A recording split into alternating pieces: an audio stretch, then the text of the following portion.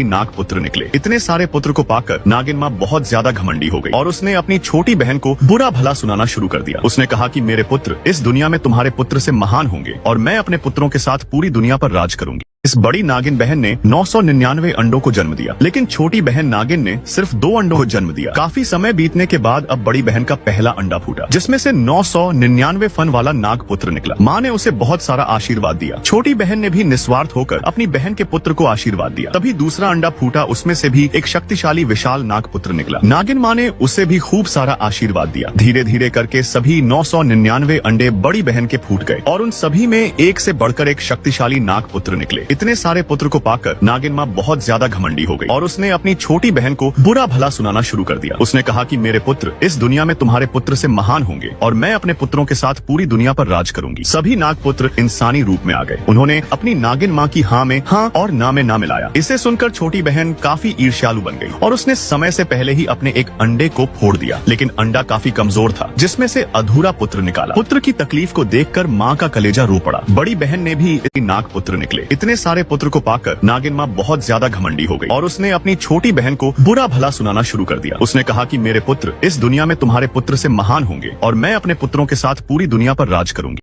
इस बड़ी नागिन बहन ने 999 अंडों को जन्म दिया, लेकिन छोटी बहन नागिन ने सिर्फ 2 अंडों को जन्म दिया। काफी समय बीतने के बाद अब बड़ी बहन का पहला अंडा फूटा, जिसमें से 999 फन वाला नाग पुत्र निकला। माँ ने उसे बहुत सारा आशीर्वाद दिया। छोटी बहन ने भी निस्वार्थ होकर अपनी बहन के पुत्र को आशीर्वाद दिया। तभी दूसरा अंडा फूटा, उसमें से भी एक शक्तिशाली विशाल नाग पुत्र निकला। नागिन माँ ने उसे भी खूब सारा आशीर्वाद दिया। धीरे धीरे करके सभी 999 अंडे बड़ी बहन के फूट गए और उन सभी में एक से बढ़कर एक शक्तिशाली नाग पुत्र निकले। इतने सारे पुत्र को पाकर नागिन माँ बहुत ज्यादा घमंडी हो गई और उसने अपनी छोटी बहन को बुरा भला सुनाना शुरू कर दिया। उसने कहा कि मेरे पुत्र इस दुनिया में तुम्हारे पुत्र से महान होंगे और मैं अपने पुत्रों के साथ पूरी दुनिया पर राज करूंगी। सभी नाग पुत्र इंसानी रूप में आ गए। उन्होंने अपनी नागिन माँ की हाँ में हाँ और ना में ना मिलाया। इसे सुनकर छोटी बहन काफी ईर्ष्यालु बन गई और उसने समय से पहले ही अपने एक अंडे को फोड़ दिया, लेकिन अंडा काफी कमजोर था, जिसमें से अधूरा पुत्र निकाला। पुत्र की तकलीफ को देखकर माँ का कलेजा रो पड़ा। बड़ी बहन ने भी